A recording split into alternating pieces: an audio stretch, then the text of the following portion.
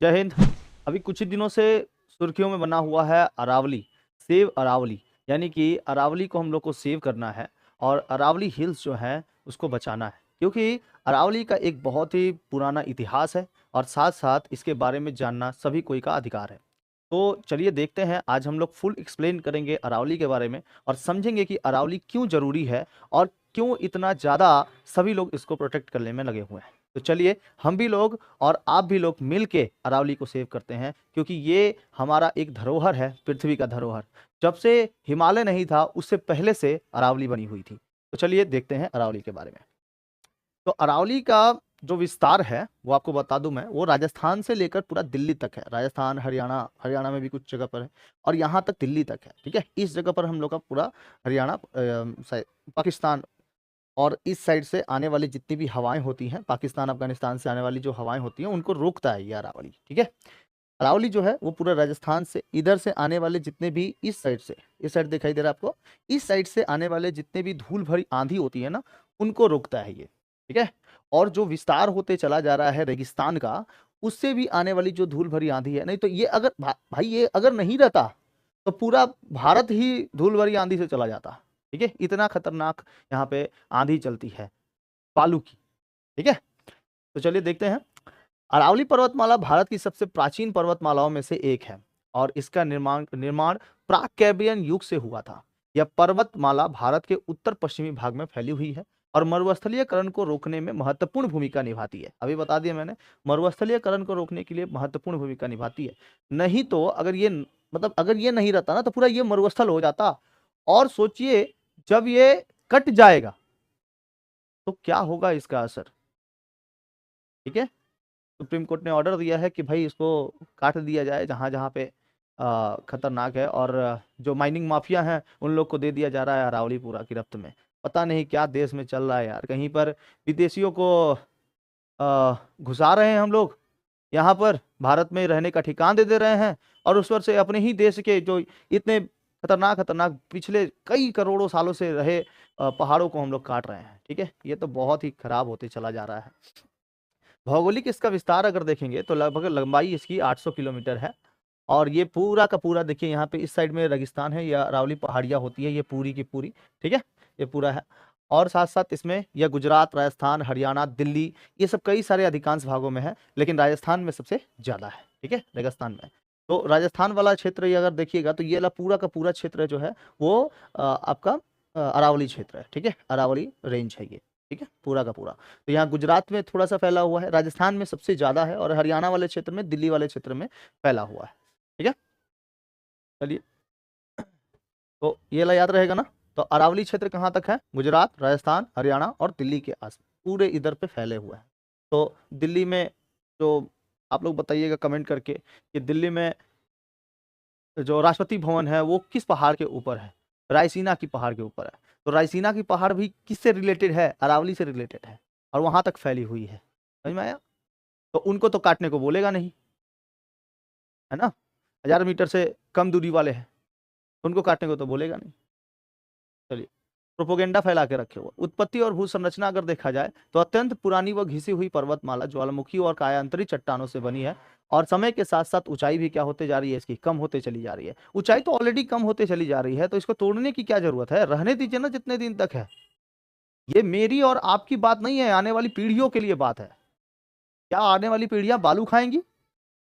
हाँ, आने वाली पश्चिमी विक्षोभ की हवाओं को सह पाएंगी आने वाली पीढ़ियां?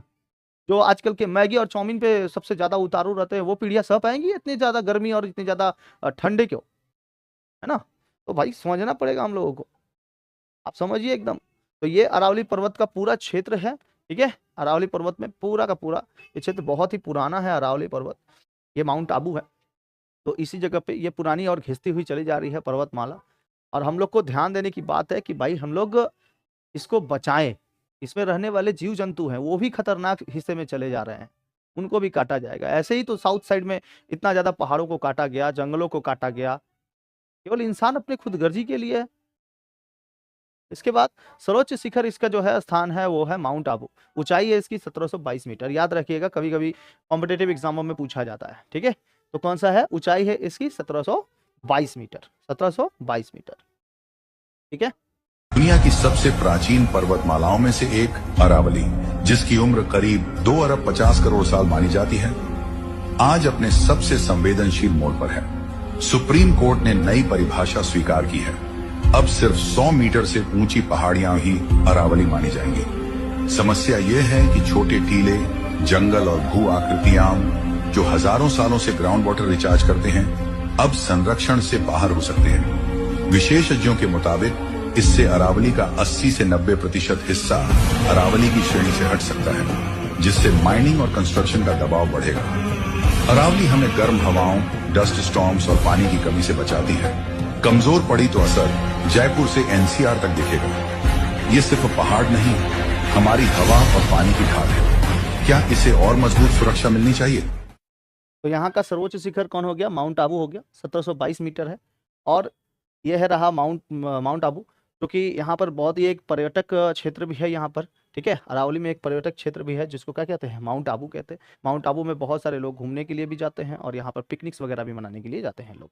ठीक है, तो यहाँ पर आपको प्रमुख पहाड़ियाँ के क्षेत्र दिखाई देंगे, माउंट आबू, उदयपुर, अजमेर, अलवर। तो ये राजस्थान का चित्र है और इसमें आपको राजस्थान का मैप में यहाँ उदयपुर से लेकर, अजमेर से लेकर और अलवर तक। ठीक है, उदयपुर, अजमेर, अलवर, तो इन सब जगहों पर पूरा फैला हुआ है। और साथ साथ इस जगह पर दिल्ली रीज अरावली का भी उत्तरी भाग है। दिल्ली रीज जो है वो अरावली का उत्तरी भाग है, दिल्ली तक फैला हुआ है। ठीक है, तो ये पहाड़ियां हैं, पहाड़ियों के क्षेत्र हैं। साथ साथ यहाँ से कई सारी नदियां भी निकलती हैं। देखिए अरावली क्या क्या लिए बैठा हुआ है, अपने पास खनिज संपदा भी लेके बैठा हुआ है, अपने पास नदियां भी लेके बैठा हुआ है, पेड़ पहाड़ है और इतने पुराने पुराने उसमें जड़ी बूटियां भी पाई जाती हैं। ठीक है, हिमालय से भी पुराना है, सोच पा रहे हैं, हिमालय से भी पुराना। लूनी नदी यहाँ से निकलती है और लूनी नदी ये रही। लूनी नदी सबसे बड़ी यहाँ पे लंबी नदी है जो कि 12 मास बहती है, लेकिन गर्मी के दिनों में ये भी क्या हो जाती है, थोड़ी सी सूख जाती है। ठीक है, साबरमती नदी निकलती है, माही नदी निकलती है, यहाँ से बनास नदी निकलती है। ठीक है, यहीं से पूरा एकदम पूरा नदियों का एकदम भंडार है यहाँ पर। तो ये सब के सब कैसी हैं? ये अधिकांश नदियाँ मौसमी होती है, जैसे मौसम होगा वैसा नदी बहेगा। ठीक है, जल वैसे बहते रहते हैं, लेकिन लूनी नदी का जो जल है वो सबसे ज़्यादा बहता है यहाँ पर, लूनी नदी। ठीक है, राजस्थान पूरा ज़्यादातर लूनी नदी का ही इस्तेमाल करता है पानी में। तो जलवायु का प्रभाव यहाँ पे पड़ता है। थार मरुस्थल के विस्तार को रोकती है ये, नहीं तो बालू खाएगा सब। ठीक है, अगर नहीं रोके तो, अरावली को अगर नहीं रोके तो बालुए खाएगा सब। थार मरुस्थल के विस्तार को रोकती है ये रहा थार मरुस्थल। देख रहे हैं, बालुए बालुए खाली कटीले पेड़ पौधे हैं। ठीक है, उसके साथ साथ पश्चिम भारत में आर्द्रता बनाए रखने में सहायक करता है ये। आर्द्रता यहाँ की बनी रहती है, मानसूनी पवनों को दिशा देती है ये। जैसे ये रहे मानसूनी पर्वत, ये मानसूनी पवनों को जो कहते हैं, ये अरावली से इसको कट करके उस साइड से इस साइड लेके आती है। देखिए ये अरावली हिल्स हो गए, ये अरावली हिल्स से यहाँ से हवा जो जाती है, पश्चिमी विक्षोभ वाली हवाएं, ये हवाएं ऊपर से निकल जाती हैं और इस साइड हिमालय से जाके टकराती हैं। ठीक है, पश्चिमी विक्षोभ भी आने वाली हवाएं इसी साइड से आती हैं, तो ये वाला रुक जाता है, बना देता है और साथ साथ हवाओं का रुख भी बदल देता है। समझ में आ गया? जिसको पवनाभिमुख ढाल कहते हैं, ये पवनाभिमुख ढाल है अरावली से उसके ऑपोजिट साइड को पवनाभिमुख ढाल। ठीक है, अब इसमें प्राकृतिक वनस्पति और जीव जंतु भी पाए जाते हैं। कई सारे कटीली झाड़ियाँ पाई जाती हैं, शुष्क पर्वतीय वन पाए जाते हैं, वन्य जीव पाए जाते हैं इसमें, तेंदुआ, नीलगाय, सियार, विभिन्न प्रकार के पशु पक्षी पाए जाते हैं। यार इसमें बहुत सारे लोग पाए जाते हैं, बहुत सारे जानवर पाए जाते हैं। आप अगर अरावली को तोड़ रहे हो तो इसका मतलब समझ लो कि आप बहुत सारे जीवन को भी खत्म कर पा रहे हो, खत्म कर दे रहे हो जीवन को इसके। ठीक है, तो ये तेंदुआ, नीलगाय, ये सबका इनका घर है, यहाँ पर घर है। घर को तो मत उजाड़िए। खनिज संपदा भी यहाँ पे पाया जाता है, संगमरमर पाया जाता है, तांबा पाया जाता है। ठीक है, संगमरमर, तांबा, जस्ता, सीसा, अभ्रक, ये सब भी पाए जाते हैं। समझ में आ गया? तो आई थिंक आपको ये वीडियो समझ में आता होगा। सुप्रीम कोर्ट ने इसको बोला है कि इसको तोड़ के निकाला जाए और कितने सारे माफिया हैं जो माइनिंग्स का काम करते हैं, वहाँ से संगमरमर और ज़्यादा निकाला जाए, उसमें से अभ्रक और ज़्यादा निकाला जाए, तो उसको तोड़ के निकाला जाए। वैसे भी तो कोई कुछ ही साल बचे हुए हैं, अरावली वैसे भी खत्म हो जाएगा। ठीक है, धीरे धीरे खत्म हो ही गया है। सबसे पुराना है, लगभग आज से 1.5 बिलियन ईयर्स ये सब बने हुए हैं, ये सब सबसे पुराने हैं, हिमालय से भी पुराना है। और वैसे भी ये धीरे धीरे थार का मरुस्थल जो है वो भी बढ़ता चला जा रहा है। तो अरावली को खत्म करने की जरूरत क्या है? रहने दीजिए ना, धरोहर में, धरोहर में रहने दीजिए। क्या जरूरत है उसको मिटाने का? वो ऐसे भी खत्म हो गया, बूढ़ा हो गया है वो। ठीक है, अब बूढ़ा आदमी लोग को अपने घर में सजा के रखा जाता है। ठीक है, तो जितने दिन तक है जितने दिन तक रहने दीजिए। या तोड़ के फायदा नहीं है, तोड़ रहे हैं उसको, बिगाड़ रहे हैं, जरूरत नहीं है। ठीक है। आई थिंक आपको ये वीडियो समझ में आया होगा। कई सारे इसमें से क्वेश्चंस भी आपके डाउट क्लियर हो गए होंगे कि अरावली है क्या, कहाँ तक फैला हुआ है, कितना किलोमीटर है, सबसे ऊंची पहाड़ी कौन सी है, कौन कौन सी नदियाँ निकलती हैं यहाँ से, कौन कौन से खनिज संपदा पाई जाती हैं, कौन जानवर रहते हैं यहाँ पर, बहुत सारे वन्य जीव भी रहते हैं, ये कई सारे लोगों का घर भी है यहाँ पर। ठीक है, अरावली माउंटेन्स के आसपास में कई सारे घर भी हैं जो कि धूल भरी आंधी को आने से रोकती हैं। ठीक है, आज अरावली रो रहा है, वो संकट में है, और से संकट को दूर करने के अलावा और हो जो हमें उसे संकट में डालना पड़ रहा है, लेकिन इस संकट से उसको उभारना है, बाहर निकालना है हम लोग को एकजुट होकर। सेव अरावली जरूर आप लोग कमेंट सेक्शन पे भर दीजिएगा। और आई थिंक आपको ये वीडियो समझ में आया होगा। जो जीके जीएस के क्लासेस हैं, वो जीके जीएस के क्लासेस हम लोग के 2 तारीख से स्टार्ट हो जाएंगे, और साथ साथ क्लास 10 के भी जो वेस्ट बंगाल बोर्ड के बच्चे हैं उनके भी क्लासेस 2 तारीख से स्टार्ट हो जाएंगे। ऑफलाइन एंड ऑनलाइन दोनों ही क्लासेस चलेंगे, और जिनका अभी 2026 में एग्ज़ाम है, बच्चों खतरनाक तरीके से पढ़ो, नहीं तो आने वाले समय में देख रहे हो बालू खाना पड़ रहा है। ठीक है, बढ़िया से पढ़ो, और बढ़िया से इस अरावली को बचाने के लिए आप ज़रूर से ज़रूर आगे आइए। ठीक है, और बेहतरीन तरीके से मेहनत करिए, ताकि हम लोग ऐसे पदों पर ऐसे बच्चों को बैठा पाएँ जो इस देश के बारे में समझता हो, सोचता हो। ऊंचे से ऊंचे पदों में बैठना है, और इस देश का एक अलग से इतिहास लिखाएगा, एक अलग से हम लोग का एक प्रचंड भारत बनेगा और अखंड भारत बनेगा। ठीक है, तो मिलते हैं क्लास में, तब तक के लिए जय हिंद, जय भारत।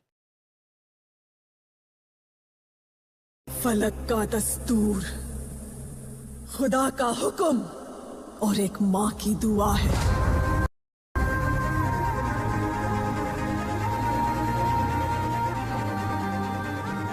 के हाथों की लकीरों को भी रुखसत कर, रोकने से भी नहीं रुकेगी तुम्हारी ये सल्तनत।